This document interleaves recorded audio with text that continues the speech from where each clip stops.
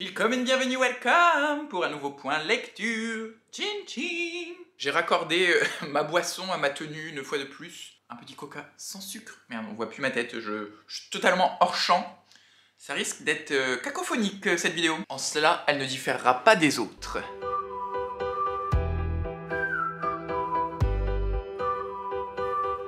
Alors, on se retrouve encore pour un point lecture parce que, bah voilà, je ne fais rien d'autre de ma vie à part travailler et lire en ce moment. Donc c'est compliqué de vous faire des vlogs ou quoi que ce soit. J'en ai commencé un que je n'ai toujours pas terminé. Et peut-être je vais faire une pile à lire, genre du printemps, parce que c'est vrai que j'ai... En fait, ça va être une pile à lire déguisée. Je vous dis pas. Voilà. Allez, hop. Ciao, bye bye. On va commencer avec le point lecture parce que je veux pas vous raconter ma vie à chaque début de vidéo. Pour une fois, pas mal de déceptions. Après, en même temps, sur les déceptions, il y en a deux... c'est encore des prix du lecteur livre de poche. Vraiment, j'ai pas de chance parce que je tombe que sur des livres qui ne me plaisent que moyennement. On commence. En tout premier, j'ai lu La Princesse de Clèves. J'ai failli tomber de mon canapé. La Princesse de Clèves de Madame de Lafayette aux éditions Classic Pocket. Encore une fois, ce ne sont que des autrices car ce sont des lectures que j'ai fait au mois de mars. Là, on est le 2 avril. Pour mars au féminin, donc c'est les 5 dernières lectures que j'ai fait sur le mois de mars. Madame de Lafayette, La Princesse de Clèves, je me l'étais mis dans ma pile à lire parce que bah, c'est un classique, que Juliette Noureddin adore Madame de Lafayette, en tout cas elle parle de Madame de Lafayette dans sa chanson Rime féminine. Je sais pas pourquoi, dans ma scolarité, j'ai réussi à l'esquiver tout du long, que ce soit au collège ou au lycée, je me suis dit bon bah il est très très court, 150 pages, après c'est une édition qui est vraiment pas très bien éditée. Alors elle coûte pas cher, elle coûte que 1,90 €, mais voilà, c'est des blocs écrits assez petits, pas du tout aéré, il n'y a presque pas de marge, enfin voilà. Ça coûte 1,90 €, ça vaut ce que ça vaut. L'important, vous me direz, c'est le texte. Je pense que ça doit être disponible d'ailleurs, peut-être même en libre de droit en liseuse, peut-être, je sais pas trop. Mais en tout cas, je l'avais acheté parce que j'aimais bien cette petite nature morte en couverture. Alors, La Princesse de Clèves, c'est l'histoire de Mademoiselle de Chartres qui rencontre le prince de Clèves à la cour d'Henri II et qui l'épouse. Sauf que la bonne Mademoiselle de Chartres n'aime pas le prince de Clèves et qu'elle rencontre lors d'un autre bal le duc de Nemours dont elle tombe éperdument amoureuse. Éperdument amoureuse. Il y a un T, Floris. Et voilà, l'histoire. En gros, 150 pages de ça, sauf qu'en fait, cette histoire de j'aime quelqu'un que... Je suis mariée à quelqu'un que je n'aime pas mais je tombe amoureuse de quelqu'un d'autre, est noyée parce que cette intrigue ne fait que, je sais pas, au total peut-être 50 pages dans le bouquin. Et les deux autres tiers sont Gossip Girl à la cour d'Henri II. Vraiment, c'est presque illisible. Vraiment, je comprenais rien à ce que je disais. Les, je sais pas, 30 ou 40 premières pages, on nous déblatère une suite de noms de duc, de viduc, de vidame, de comte, de baron, de maréchal, non pas maréchal, mais on nous déblatère des milliers, enfin non, j'exagère, mais des dizaines de titres honorifiques, de noms de personnes que je ne connaissais pas parce que je ne connais pas très bien cette partie de l'histoire, enfin je sais pas, Henri II, c'est quelle année? Il n'y a pas de date. Enfin, la cour d'Henri II, voilà, je la connais pas. Et on m'en parle pendant 100 pages et ça m'emmerde parce qu'on me raconte... quelques histoires d'alliance, mais même ça va pas très très loin, on dit juste Bidule a épousé machin, qui est la cousine de un tel qui est marié au beau-frère de Bidule au fin fond de la France, mais sinon ça va déclencher une guerre avec l'anglais qui est là-bas. Et donc voilà, le côté roman psychologique qu'on nous vend, hein, parce qu'on nous dit que c'est, je crois, le premier roman psychologique écrit par une femme, ou même le premier roman psychologique tout court. En 1678, quand ça a été publié, je pense que c'était extrêmement novateur, qu'il n'y avait jamais eu, ou très peu de textes de cette envergure et de ce genre surtout, fait, écrit, surtout par une femme en plus. Mais voilà, moi ça m'a laissé totalement pantois, j'en avais rien à foutre de l'histoire de la Mademoiselle de Chartres, du prince de Clèves. En plus, je me noyais parmi les noms et les prénoms de tous les autres personnages autour qui ne servent à rien. Ils ne servent strictement à rien, ils n'apportent rien à l'histoire, à l'intrigue. Du coup, le côté psychologique de cette femme torturée, amoureuse, passait totalement à l'as parce que c'était noyé au milieu d'autre chose. Et la fin m'a laissé totalement pantois. Alors, on ne spoil pas les classiques, donc je ne vous dirai pas comment finit cette histoire, mais voilà, c'est pas un truc de ouf. Bref, grosse déception, j'ai vraiment peiné, heureusement qu'il ne faisait que 150 pages. Ensuite, j'ai lu dans un tout autre genre Luna de Serena Giuliano pour le prix des lecteurs, le livre de poche.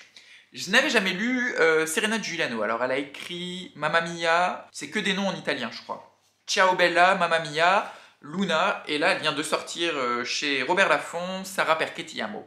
Sarà perché ti amo. Bah, je l'ai reçu pour le prix des lecteurs, donc voilà, je l'ai lu. C'est pas de la littérature qui m'attire outre mesure, que ce soit Serena Giuliano, Virginie Grimaldi, qui est un peu dans la même veine, en plus elles sont copines, les deux autrices. J'en ai déjà lu un ou deux, peut-être trois, de Grimaldi, que j'ai apprécié, mais sans plus. Mais c'est plus une littérature qui m'attire, c'est pas une littérature qui me fait vibrer, c'est pas une littérature qui est suffisamment consistante, selon moi, pour que je ressente des émotions. Et c'est le problème, c'est que, en fait, j'ai l'impression qu'avec ce genre de roman et de littérature un peu feel good, on essaye de jouer beaucoup sur les émotions des personnages, leur vécu, le ressenti, sauf que c'est très peu développé, en tout cas pas suffisamment pour moi, et donc ça ne fonctionne pas parce que on essaye de me dire tel personnage ressent telle émotion, mais au lieu de me le dire, je préférais le vivre et j'arrive pas à le vivre avec ces romans-là. C'est une suite d'événements très factuels qui devraient pousser à ressentir des émotions, mais qui ne fonctionnent pas avec moi parce que bah, l'écriture est plate et pas assez développée. Donc là, on va être avec Luna, qui habite à Milan avec sa mère, et son père est resté vivre à Naples, qui est sa ville d'origine, la ville où elle est née, où elle a grandi, et son père, malade, à qui elle ne parle plus depuis X années, est à l'hôpital. Donc Luna est la seule personne, un peu, genre, je sais pas comment on dit quand c'est comme ça, mais c'est la personne qu'on appelle en cas d'urgence. Donc elle va au chevet de son père, donc elle retourne à Naples, qu'elle a quitté il y a quelques années, elle retourne auprès de son père, à qui elle ne parle plus depuis plusieurs années également. Voilà, on est vraiment dans cette opposition nord-sud de l'Italie, avec le nord, donc là Milan, supposément plus riche, plus cultivé, plus éduqué, plus européen, plus occidental, et le sud, plus pauvre, pas moins cultivé, mais moins propre, plus sale, moins développé, pas sous-développé, mais moins développé, et on est tout le temps, tout au long du roman, dans cette opposition nord-sud entre les personnages de Milan et les personnages de Naples. Évidemment, on le voit venir gros comme une maison, c'est le personnage principal, Luna, donc, qui a quitté Naples pour aller vivre à Milan parce qu'elle ne se plaisait plus dans cette ville, va se rendre compte qu'au final, Naples, c'est pas si mal, Naples, c'est ses origines, qu'elle s'est créée une image, elle s'est montée toute une histoire en allant vivre à Milan, alors qu'en fait, son cœur appartient à Naples. Enfin voilà, c'est très convenu, très cucu dans les sentiments, dans les intrigues, parce que, alors, en plus, les intrigues sont très peu développées, parce que c'est ça qui m'a gêné surtout, c'est qu'il y a une histoire autour du père, pourquoi il ne se parle plus, etc., avec quelques flashbacks de quand Luna était enfant. Alors, dès le début, on devine c'est quoi l'histoire avec le père, parce que bon, voilà, ça se passe à Naples, sud de l'Italie, je vous laisse imaginer. Je ne veux pas dire que je ne veux pas qu'on dise que je spoil, mais vous voyez bien ce que peut avoir fait le père dans sa vie. Sauf qu'au final, on met jamais vraiment de mots dedans. C'est abordé très rapidement vers le milieu et vers la fin. Mais en même temps, on essaye de nous faire un petit suspense en mode qu'est-ce qu'a pu faire le père de si dramatique pour pas qu'on lui parle, pour plus qu'on ne lui parle, enfin voilà. Moi, c'est toujours trop simple. Les personnages sont trop simples. Il y a je sais pas combien de personnages, parce qu'il y a le Luna, donc c'est 4 meilleurs amis, 3 meilleurs amis, son père, sa cousine, le couple qui est dans la chambre d'hôpital à côté de son père, plus la voisine, donc il y a au moins 10 personnages sur 230 pages, et les personnages sont à peine abordés parfois, où on essaye de leur créer une histoire avec un chapitre, de leur créer une consistance, mais bah écoute, un chapitre pour moi c'est pas suffisant pour apprendre à connaître un personnage, et si c'est juste pour essayer de...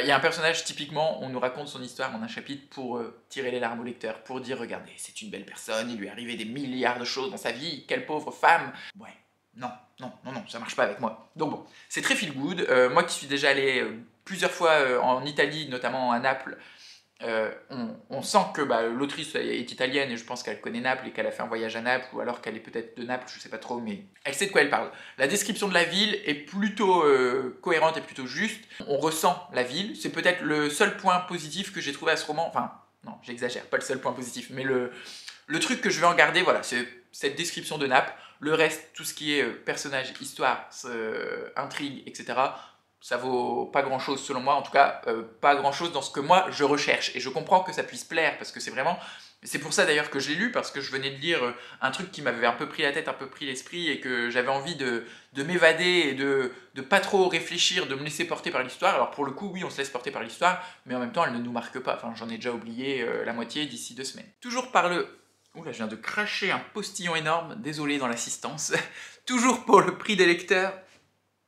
Je vais vraiment finir en l'air avant la fin de cette vidéo.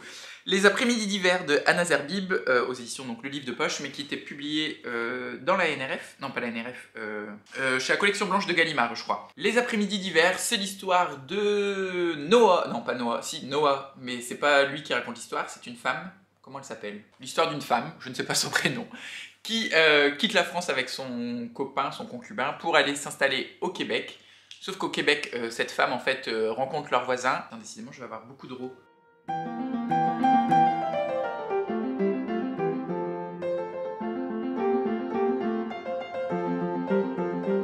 C'est l'inconvénient du coca. Une fois arrivée au Québec, donc à Montréal plus particulièrement, cette jeune femme française rencontre son voisin et commence à entretenir une relation adultérine avec cet homme. Et en fait, ça va être cette histoire, c'est très court, hein, ça fait 150 pages, de relation adultérine entre la femme et le voisin, mais en fait après il vogue un peu d'appartement en appartement.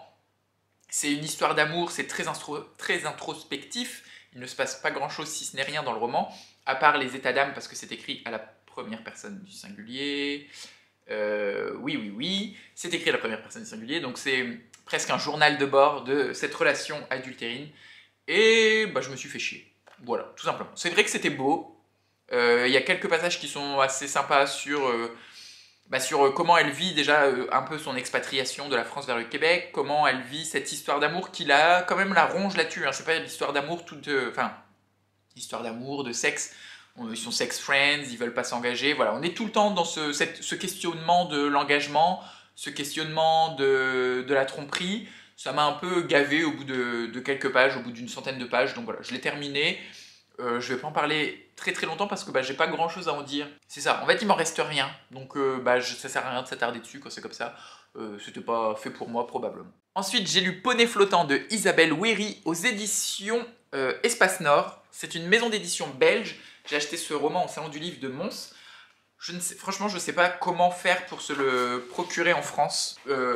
Si jamais ce que je vais vous en dire va vous plaire, parce que moi je ne l'avais jamais vu. Je ne l'ai jamais vu dans des étals en France. Enfin bref, voilà. C'est peut-être un titre qui risque d'être compliqué à vous procurer, sauf si vous allez sur Internet. À mon avis, sur Internet, ça doit être facile.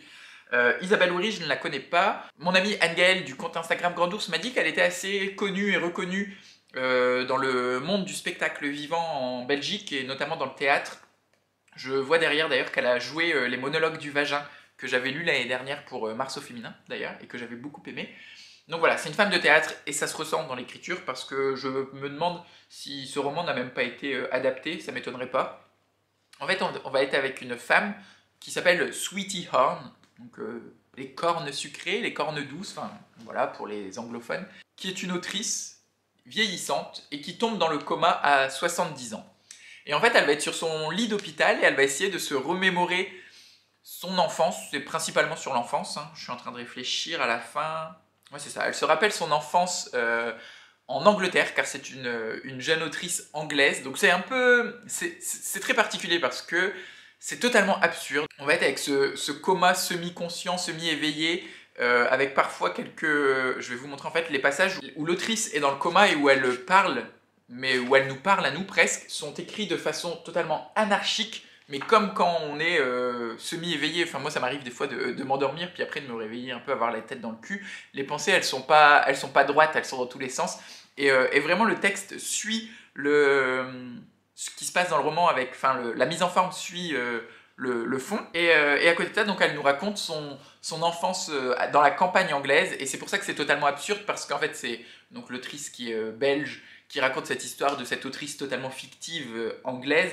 Et alors c'est bourré de franglais, des fois t'as des mots en anglais qui pop comme ça dans le bouquin, tu sais pas trop pourquoi. Vu qu'elle est dans le coma, on sait pas trop si ce qu'elle raconte est vrai ou si elle divague totalement, si elle est totalement perchée, peut-être même sédatée, sous médoc, sous substance hallucinogène, enfin très particulier. En même temps c'est assez engagé, hein, parce que malgré cette absurdité et cet humour un peu décalé à la belge, il y a quelques thèmes, notamment le consentement, le viol, le féminisme, qui sont abordés. C'est presque un conte. C'est presque un conte parce que même ce qu'elle nous raconte de son enfance, on se doute très vite que la moitié est fausse, ou en tout cas totalement barge, trop barge en tout cas pour être vrai. Et ça fait un peu comme un conte initiatique, je sais pas candide, mais presque, parce que bah, cette petite fille, elle voit des trucs très bizarres dans sa ferme, elle s'imagine aussi des trucs particuliers. Ça aborde l'homosexualité aussi, avec un pan de l'histoire. C'est, voilà, quelques épisodes, c'est pas des nouvelles, hein, mais en fait, elle raconte quelque chose, après elle est dans cet état de coma où elle se rappelle autre chose, où elle nous embarque un peu dans ce tourbillon et cette brume de pensée, puis elle nous raconte autre chose qui parfois n'a rien à voir ou qui ne se suit pas forcément chronologiquement. C'est très brouillon, faut vraiment apprécier l'absurde et moi ça a fonctionné parce que c'est quelque chose que j'aime, hein. Je vous l'ai déjà dit, je suis fan par exemple du théâtre de Ionesco, ça me parle, mais c'est vrai que si on n'y est pas sensible et que ça nous emmerde le what the fuck comme on dit, bah c'est pas fait pour vous. Si vous avez envie de lire un texte assez novateur, engagé, déroutant, ouais voilà, c'est ça, c'est déroutant, on perd pied, on sait pas trop, hein, parfois, et bah c'est parfait pour vous. Un très très bon moment de lecture qui m'a permis de voyager un peu et de découvrir cette littérature contemporaine belge que je connais peu. Alors je sais pas si c'est... Enfin, est-ce qu'on peut dire que c'est belge parce que c'est absurde, ou c'est absurde parce que c'est belge, je sais pas, mais en tout cas, ça donne un petit point de vue de la littérature contemporaine différente de, bah, par exemple, Adeline Dieudonné, qui est une des autrices belges les plus lues chez nous en France. Et enfin, la lecture que j'ai préférée, et peut-être même ma meilleure lecture du mois de mars, je sais plus ce que j'ai lu, j'ai la tête ailleurs. Capitale de la douceur, Sophie Fontanelle, aux éditions Segers. Je l'avais mis donc dans ma pile à lire du mois de mars et également dans ma pile à lire de ces livres que je voulais lire en 2022. J'essaye d'en lire un tous les mois parce que je crois que j'en avais mis 12. Capitale de la douceur, donc c'est un roman écrit en vers libre. C'est que de la poésie sur 300 pages. Mais c'est de la poésie très très très très abordable. Alors maintenant, je sais que si quelqu'un me demande, parce que souvent on me demande qu'est-ce que je peux lire comme poésie contemporaine qui soit pas trop dure ou quoi, et ben franchement ça c'est parfait, c'est le livre parfait pour ce genre de demande parce que ça nous raconte une histoire de bout en bout, même si c'est écrit en vers, même si c'est de la poésie, et c'est très facile à garder le fil et à suivre le cours de l'histoire parce que c'est pas de la poésie trop emberlificotée, c'est pas de la poésie trop pimagée, c'est assez factuel dans ce qu'elle raconte et du coup c'est très facile à aborder. Sophie Fontanelle, c'est une autrice qui a écrit des romans. Elle n'écrit pas uniquement, enfin elle est romancière, elle n'est pas uniquement poétesse. Elle a publié 17 livres, à ce que je vois. C'est l'histoire d'une femme, je pense que c'est autobiographique, de Sophie Fontanelle, qui découvre l'île du Levant. Et l'île du Levant, je vous en ai déjà parlé plusieurs fois parce que j'en ai parlé dans mes piles à lire.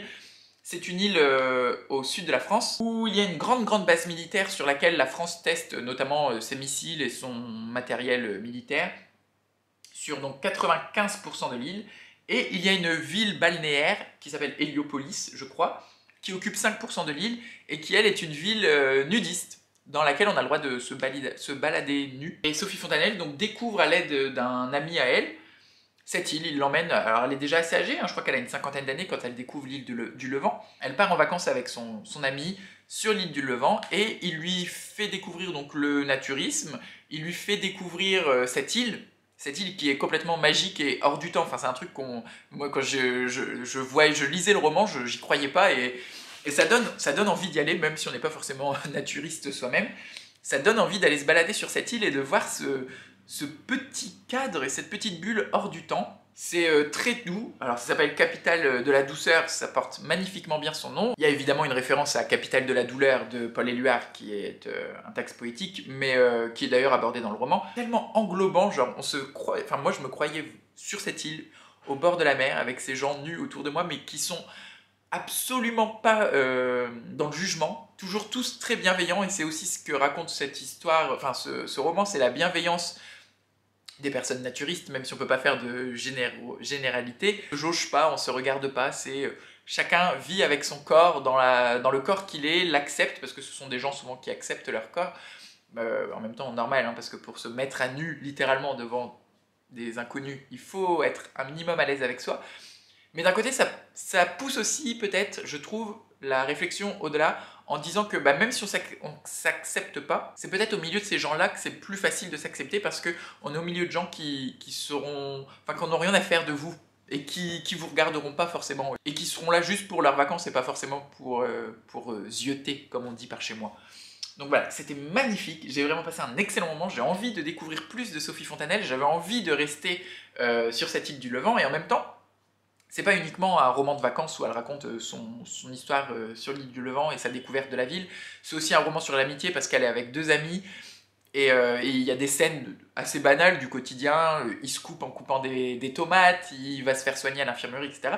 qui sont racontées en vers. Donc c'est vrai que ça rajoute de la beauté. Enfin, moi, on me raconte n'importe quelle histoire avec des vers et de la poésie et je suis ah, j'adore, j'adore, j'adore. Mais comme là, c'est vrai que c'est assez factuel et pas forcément de la poésie branlette de neurones, bah ça passe super bien. C'est vraiment très bien. Et à côté de ça, c'est aussi très engagé sur le féminisme parce que bah, elle raconte une histoire qu'elle a vécue à 16 ans qui est très très très très dure. Mais encore une fois, quand on le raconte en vers et en poésie, bah, ça passe un peu mieux. C'est très bien fait, c'est très bien écrit. J'ai passé un excellent moment, je vous le recommande si vous avez envie de découvrir de la poésie contemporaine, mais que vous n'êtes pas adepte du genre, bah peut-être que vous pouvez vous diriger vers ça.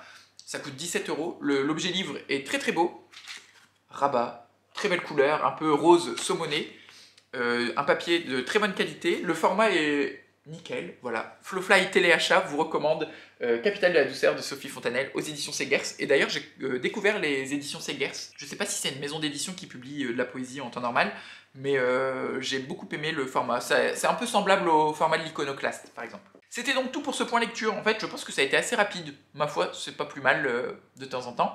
La prochaine vidéo sera donc une pile à lire du printemps où j'en profiterai pour vous montrer quelques acquisitions. En attendant, j'espère que la vidéo vous a plu. Si c'est le cas, je vous invite à la liker. Si vous avez envie d'échanger, vous pouvez commenter. Si vous voulez la faire voyager, vous pouvez la partager. Et si ce n'est pas encore fait, qu'est-ce que vous attendez pour vous abonner? Je vous souhaite d'excellentes lectures, d'excellentes découvertes et d'être heureux.